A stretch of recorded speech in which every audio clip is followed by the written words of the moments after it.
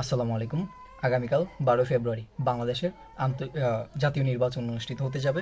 উক্ত নির্বাচনে আপনাকে 2টি ব্যালট পেপার দেওয়া হবে। একটি হলো যে সাদা কালো, যেটিতে আপনি আপনার আসনের প্রার্থী নির্বাচিত করবেন, যিনি আপনার হয়ে প্রতিনিধিত্ব করবে।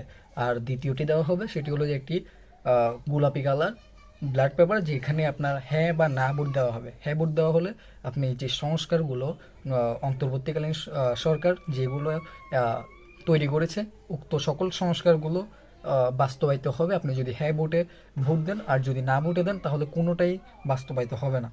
তো দেশের স্বার্থে, জনগণের স্বার্থে, কল্যাণের স্বার্থে, বাংলাদেশের মানুষের স্বার্থে এবং আপনার নিজের স্বার্থে আশা করছি আপনারা সবাই হ্যাঁ ভোটে ভোট দিবেন এবং আগামীকালে নির্বাচনে ভয়হীন ভয় ডরহীনভাবে গিয়ে নির্বাচনে ভোট দিবেন সত্য ব্যক্তিকে। এবং এর পাশাপাশি গোলাপি কালার যে ব্ল্যাক বক্স দিবে ওইখানে হ্যাঁ ভোট দিবেন আমরা আশা করছি। এতটুকুই। আল্লাহ হাফেজ।